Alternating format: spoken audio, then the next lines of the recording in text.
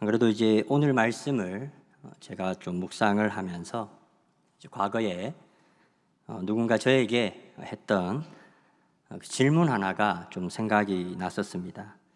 아마 제가 중등부를 담당하고 있을 때에 가르쳤던 좀 학생이었던 걸로 좀 기억을 하고 있는데요. 그 친구가 저에게 이런 질문을 했습니다. 목사님, 구약의 이스라엘 사람들은 하나님께 제사를 드렸었는데 왜 요즘에는 제사를 드리지가 않습니까? 이런 이제 질문이었습니다. 아마 우리 성도님들께서도 이런 의문들을 한 번 정도는 가져보신 분들이 많으리라 생각을 합니다.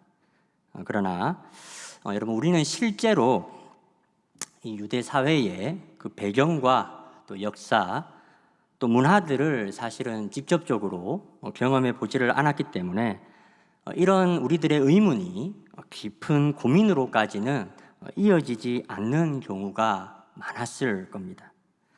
그런데 이제 그 유대 사회의 그런 배경을 가지고 있는, 그러니까 이제 2000년 전 이 유대 그리스도인들에게 있어서 이 문제는 반드시 이 해결하고 넘어가야만 하는 아주 중요한 문제이자 이슈였을 것으로 좀 생각을 합니다.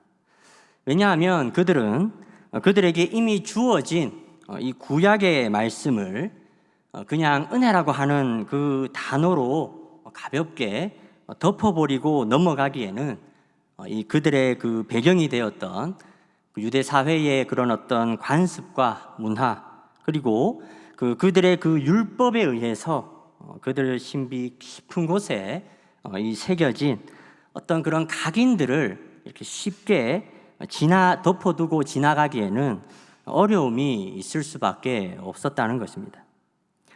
그렇기 때문에 이 히브리서 저자는 이런 유대 그리스도인들이 가질 수밖에 없었던 그런 의문들이죠. 바로 예수님은 정확하게 어떠한 분이셨고 또 그분을 통해서 이루어졌다고 하는 이 율법의 완성이 이 구약과 어떠한 연관성을 가지면서 이것이 연결이 되고 또 그것이 어떻게 온전하게 이루어지게 되었는지에 대한 그런 어떤 클리어한 그런 신학적인 이해가 그들에게 필요했었다라는 겁니다.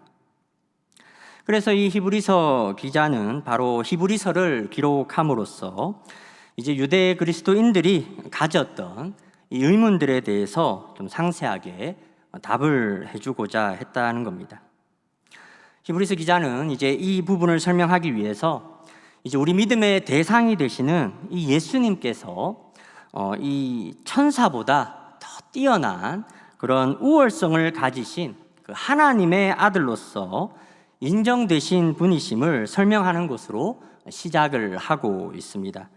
그러면서 이제 이어서 히브리서 기자는 이 예수 그리스도께서 스스로를 희생하여 그의 죽음을 통하여서 마귀의 세력을 멸하시고 또 그를 따르는 하나님의 백성들에게 참된 안식을 주시는 우리의 큰 대제사장이 되시는 분으로 거듭 소개하는 내용을 우리가 볼 수가 있었습니다. 그런데 이제 문제는 이제 예수님은 레위인이 아니신 거죠. 여러분들도 아시다시피 예수님은 이제 유다 지파의 사람이었습니다. 그런데 히브리서 기자는 이 예수님을 거듭 강조해서 그분은 우리의 대제사장이 되신 분으로 소개를 하고 있다는 겁니다.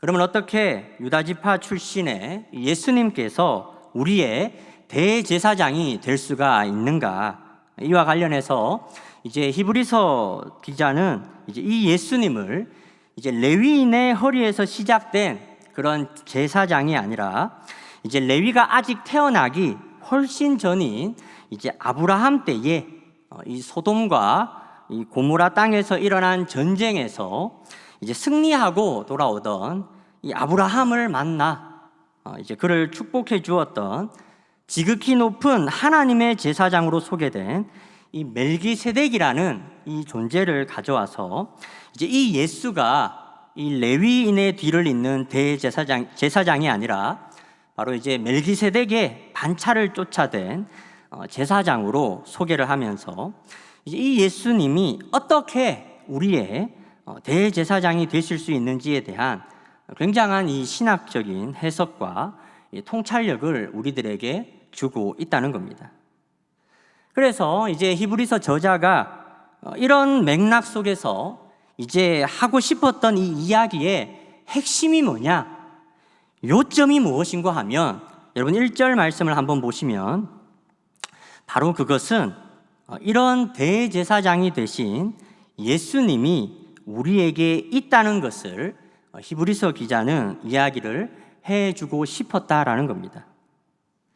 안 그래도 제가 최근에 하나님께 그런 기도를 좀 했었습니다. 그런데 이제 기도의 내용을 보면 기도라기보다는 좀 푸념에 가까운 좀 신세 한탄이라고 보는 게 좀 맞을 것 같아요. 제가 어떻게 기도를 했는가 하면, 하나님, 저는 백이 없습니다. 좀 가방을 이야기하는 게 아닙니다. 뭐 제 스스로를 돌아보면 뭐 이렇다 할 그런 뭐 백이 없는 그런 사람이죠. 그리고 또 기도하기를, 하나님, 저는 돈도 없습니다. 가면 갈수록 우울해지죠. 그리고 하나님, 저는 능력도 그렇게 탁월하지가 않는 것 같습니다. 하나님, 저는 아무리 살펴봐도 믿을 게 하나님밖에 없습니다. 제가 요즘 이런 기도를 좀 많이 하나님 앞에 드리는 것 같습니다. 그런데 이제 오늘 말씀을 준비하면서 제가 깨닫게 된 것은, 주님께서는 제게 무엇이 있는지를 명확하게 알려주셨다라는 겁니다. 여러분, 제게는 무엇이 있습니까? 1절 말씀에 소개된 대로 제게는 바로 이러한 대제사장이 되시는 예수님이 나에게 있다는 것입니다. 오늘 우리에게 주어진 이 히브리서의 직접적인 독자가 되었던 당시 유대 그리스도인들에게는 많은 어려움이 있었습니다. 자신의 민족이었던 유대인들도 더 이상은 자신의 그런 울타리가 되어주지 않고 그들을 이제 배척하게 됩니다. 그리고 또 로마인들도 이제 그리스도인이라 하여서 이제 박해가 굉장히 심하였던 그런 이제 어려운 때를 이제 유대 그리스도인들이 지나가고 있었습니다.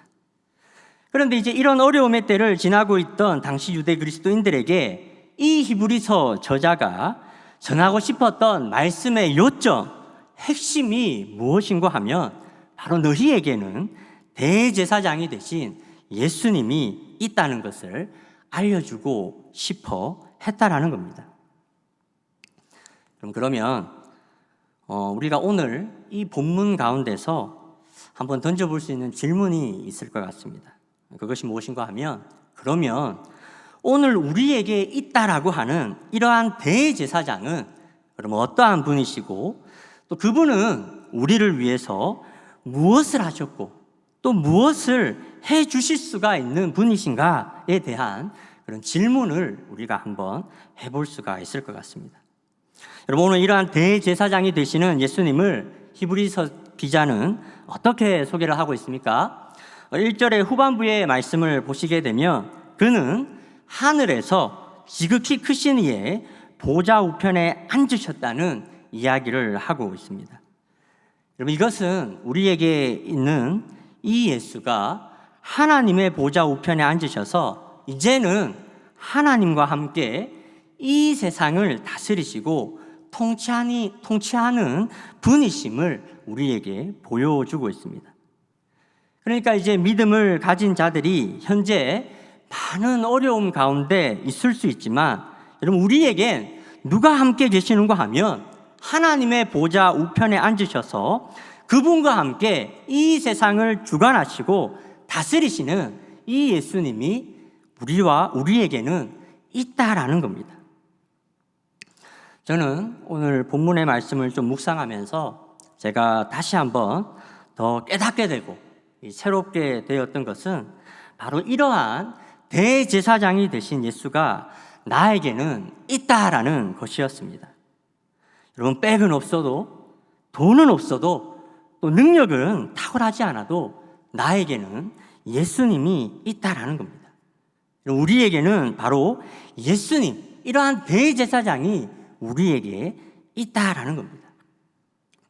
여러분, 그런데 어떻게 빽이 있는 사람들, 또 돈이 있는 사람들, 또 능력이 탁월한 사람들은 예수님이 필요가 없을까요? 그건 또 아닌 것 같아요.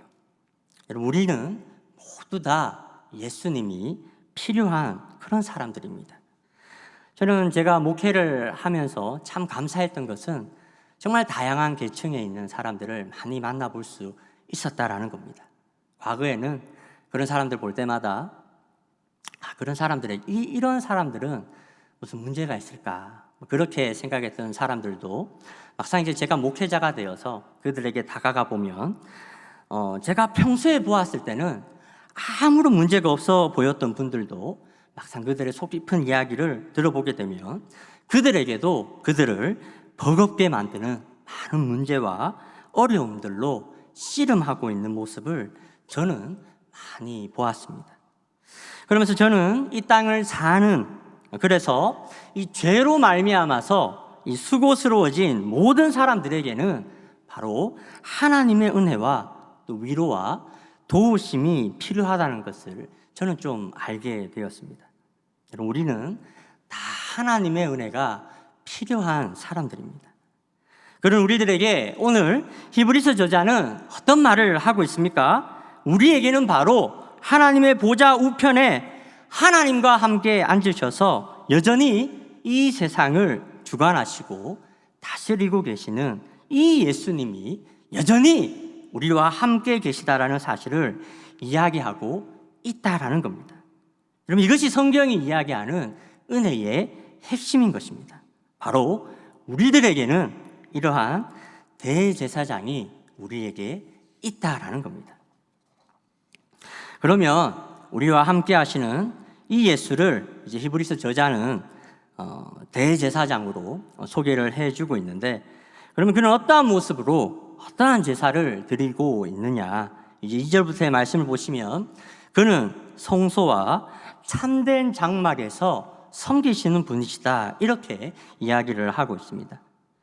이제 모세의 율법을 통해서 사람의 손으로 세운 장막에서 섬기시는 것이 아니라 그분은 사람의 손으로 짓지 아니한 주께서 친히 세우신 참된 장막에서 섬기시는 분이시다, 이렇게 이야기를 하는 것이죠. 여러분, 예수님께서 이 참장막을 통해서 섬기시는 그 내용이 무엇이겠습니까?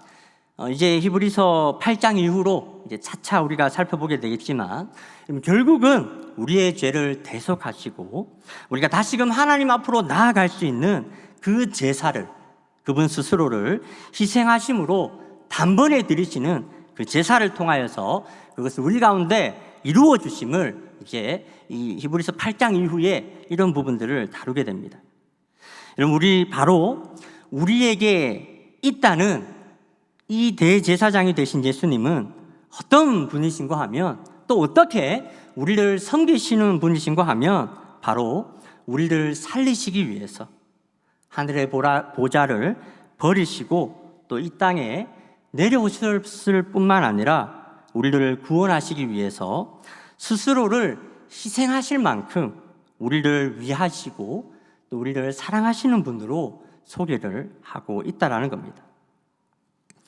우리에게 이러한 대제사장이 있다는 것이 얼마나 감사하고 놀라운 일인지, 여러분, 이제는 우리가 대제사장이 되신 이 예수 그리스도를 통하여서 하나님 앞에 담대히 나아갈 수가 있게 되었다라는 겁니다.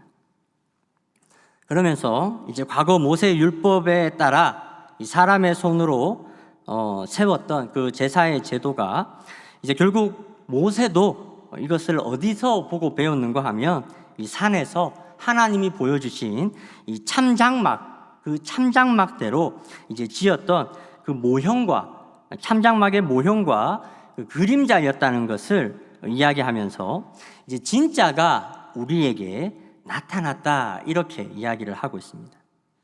이제 여기에서 언급된 이제 모형과 그림자는 이제 초대교회 그리스도인들이 이 구약을 어떻게 바라보고 또 이해하고 해석하였는가에 대한 우리들에게 아주 소중한 이 신학적인 통찰력을 주는 그런 표현입니다. 이에 관해서 사실 더 깊이 있는 이야기들과 또 그런 말들이 많이 있지만 그런 것 조금 더 깊은 그런 이해와 또 접근을 원하시는 분들은 우리 신약학 박사님이신 김태훈 목사님에게 문의해 주시면 감사하겠습니다. 그래도 간략하게 한번 언급을 하자면 바로 모형과 그림자로 나타났었던 그 구약의 무수히 많은 예언과 노래와 해석들이 결국 이야기하고 싶었던 원형이 무엇인가 하면 바로 예수 그리스도시다라는 겁니다. 히브리서 기자는 바로 이 점을 이야기하고 싶었던 것입니다. 그러면서 이제 히브리서 기자는 이 에레미야 선지자의 예언을 이제 인용하면서 이제 예수님을 더 좋은 약속으로 세우신 더 좋은 약속의 중보자라는 표현을 사용하여서 예수님을 표현하는 것을 볼 수가 있습니다. 이 예수가 더 좋은 약속의 중보자라고 하는 것입니다. 그럼 이제 더 좋은 약속이다 이렇게 이야기를 하니까요. 이제 그 전에 뭔가 다른 약속이 또 있었다는 것을 우리는 쉽게 유추해 볼 수가 있습니다. 실제 히브리서 기자는 7절의 말씀에서 이것을 첫 언약이란 단어로 표현을 하고 있습니다. 그런데 오늘 말씀을 보시면 이제 이 첫 언약에 흠이 있었다라고 이야기를 하고 있습니다. 그래서 둘째 것, 바로 새로운 약속이 필요하게 되었다라고 히브리서 저자는 이야기를 하고 있습니다. 이제 이 약속에 관한 부분에 대해서 이제 히브리서 저자가 이 내용들을 풀어가는 그런 구도들을 보게 되면 이제 결국 그 구약의 율법과 예수 그리스도의 은혜가 이 대비를 이루면서 이 내용들을 풀어가는 것을 볼 수가 있습니다. 이제 9절의 말씀을 보시면 이제 첫 언약이 언제 맺었던 약속인지에 대해서 이야기를 해주고 있는데요. 바로 이제 이스라엘 백성들이 애굽 땅에서 이제 인도하던 날에 하나님께서 모세와 맺었던 언약이 바로 이 첫 언약이었다라는 겁니다. 쉽게 좀 이야기를 해보면 이제 모세의 율법으로 좀 우리가 이해하시면 조금 편할 것 같습니다. 그런데 이제 여러분 이 대목에서 우리가 하나 조금 바르게 짚고 넘어가야 하는 것은 바로 7절에 이 첫 언약이 흠이 있다라고 표현된 대목입니다. 이것을 우리 개역 개정에서 해석해 놓은 것만 보면 마치 하나님께서 모세에게 주신 율법이 흠이 있었던 것으로 온전하지 않았던 것을 주셨던 것으로 잘못 이해가 될 가능성이 있는데요. 그런데 이제 그 공동 번역으로 번역된 성경의 말씀을 보면 이 부분을 이렇게 해석하는 것을 볼 수가 있습니다. 제가 한번 읽어보겠습니다. 만일 사람들이 먼저 번 계약을 흠없이 이행하였더라면 또 다른 계약이 필요하지 않았을 것입니다 라고 되어 있는 것을 볼 수가 있습니다. 그러니까 하나님이 이 모세와 이스라엘 사람들에게 주었던 언약에 어떤 흠이 있거나 문제가 있었던 것이 아니고 그 언약을 받았던 사람들이 이제 이 언약 안에 이 언약을 지키고 이 언약을 이행하고 이 언약 안에 머물러 있지 못하였기 때문에 이제 문제가 발생하였다라는 겁니다.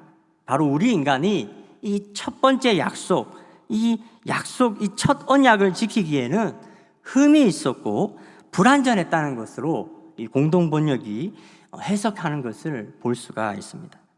그러니까 하나님께서는 흠이 없고 온전한 율법을 우리에게 주셨지만 그러나 우리가 그것을 지키기에는 연약했다라는 거죠. 우리에게 흠이 있었다라는 겁니다.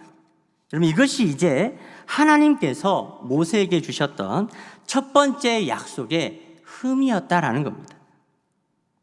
그런데 에레미야 선지자가 이제 예언을 합니다.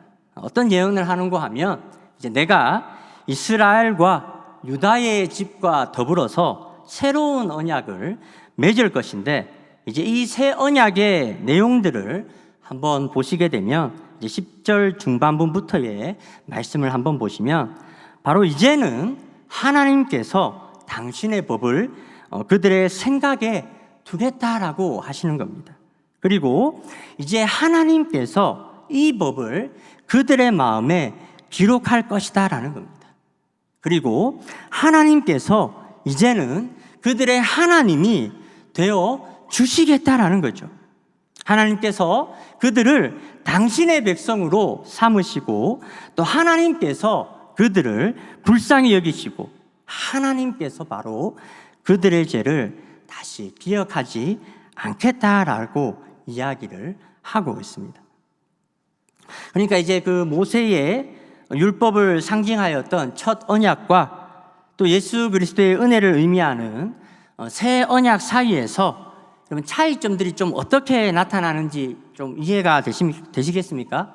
바로 과거 모세와 이스라엘 사람들이 하나님과 맺었던 첫 언약은 바로 너희가 이 법을 잘 지키면 내가 너의 하나님이 되어주겠다라는 거죠. 또 너희가 이 언약 안에 잘 머물러 있으면 너희가 나의 백성이 될 것이다라는 것이었습니다. 그런데 이 언약에 흠이 있는데, 그것은 무엇인가 하면 바로 우리 사람들이 그것들을 신실하게 이행하기에는 우리에게 흠이 있었다라는 겁니다. 바로 그 첫 언약을 신실하게 지켜낼 만한 그런 능력이 우리에게는 없었다라는 겁니다. 여러분, 그래서 하나님께서는 우리를 위해서 새 언약을 준비를 하셨는데, 이 언약은 바로 죄로 말미암아서 무기력해져 버린, 그래서 우리가 도무지 할 수 없었던 그것을 이제는 하나님께서 하시겠다라고 하시는 겁니다. 바로 하나님께서 당신의 법을 우리로 생각나게 하시겠다는 겁니다. 과거에는 그것을 돌에다가 새겨도 그것을 지켜내지 못하고 너무나도 쉽게 잊어버렸던 그 하나님의 약속을 이제는 우리의 마음에 기록을 하시겠다라는 겁니다. 끊임없이 생각나도록 하겠다라는 겁니다. 그리고 우리 스스로는 하나님과 원수가 될 수밖에 없었고 도무지 당신의 백성이 될 수 없었던 그것을 이제는 이 예수 그리스도를 통하여서 당신께서 바로 우리의 하나님이 되어주시고, 또 이제는 하나님께서 우리를 당신의 백성으로 삼아 주시겠다라고 하는 겁니다. 그렇기에 여러분, 이 예수 그리스도를 오늘 히브리서 기자는 더 좋은 약속으로 세우신 더 좋은 언약의 중보자다, 바로 이 새 언약이 우리들 가운데서 이루어질 수 있도록 하나님과 우리 사이에 중보가 되어주시는 분이시다, 이렇게 소개를 하고 있다는 겁니다. 여러분, 우리에게는 바로 이러한 대제사장이 우리에게는 있다라는 겁니다. 여러분, 이것이 바로 히브리서 저자가 히브리서를 통하여서 우리들에게 이야기하고 싶었던 요점, 핵심이다라는 겁니다. 마주했던 시대의 어려움과 그들이 가지고 있었던 전통적 율법과 예수 그리스도의 은혜 사이에서 그것들을 건전하게 신학적으로 연결을 시키지 못했던 당시 많은 유대 그리스도인들은 아마 이 히브리서를 통하여서 많은 위로와 은혜들을 경험하였을 것이라 저는 생각합니다. 그리고 그 은혜와 위로는 당시 유대 그리스도인들에게만 한정되지 않고 오늘도 계속 우리들 가운데 이어지고 있습니다. 저같이 백도 없고 줄도 없는 그런 자에게도 아니지, 나에게는 예수 그리스도가 있지, 나를 위해서 이 땅에 오셨고 나를 살리시기 위해서 스스로를 희생하신 이러한 대제사장이 나에게는 있지 라는 이 변함없는 진리로 눈에 보이는 사람들과 상황의 어려움을 넘어서 눈에 보이지 않는 그 하나님을 더 기억나게 하고 그분을 다시 의지하도록 만들어 준다라는 겁니다. 우리 지금 이 순간에도 스스로의 그런 모습들을 돌이켜보면서 여전히 죄에 대하여서, 이 세상에 대하여서 무기력해진 스스로의 모습을 보면서 나에게는 소망이 없구나 라고 절망하는 심령들에게 오늘 말씀은 바로 이러한 대제사장이 우리에게 있음을 보여주고 있다라는 겁니다. 여러분, 바로 하나님께서는 이제 우리와 새로운 언약을 맺을 것인데 이제는 하나님께서 하시겠다라는 겁니다.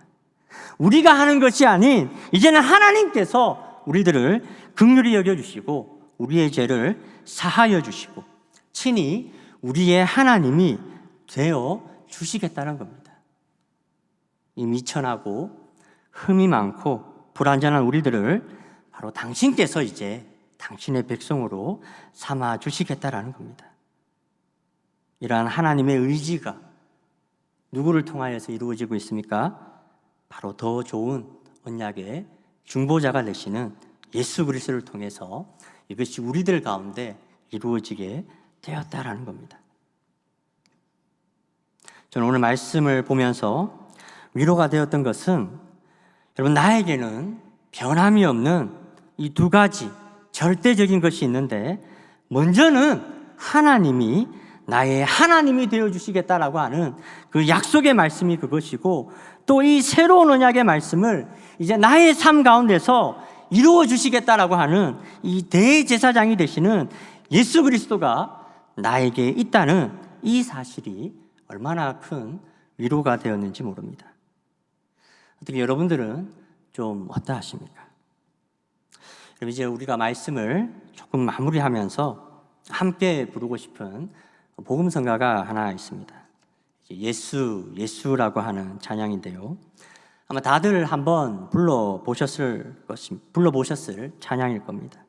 제가 말씀을 보면서 묵상이 되어졌던 것은 여러분, 돈이 있는 자나 돈이 없는 자나 능력이 있는 자나 능력이 없는 자나 건강한 자나 병든 자나 그럼 저는 아무리 생각해봐도 우리에겐 예수님밖에 없는 것 같더라고요. 아무리 생각해도 우리를 도우시고 우리를 구원하시리가 예수밖에 없다, 이런 생각이 많이 들었습니다. 이제 우리가 함께 또 이 찬양을 찬양하게 될 때 우리의 대제사장이 되시고 더 나은 그 언약을 우리에게 허락하신 이 예수님을 우리가 부르면서 하나님 앞에 나아갔으면 합니다.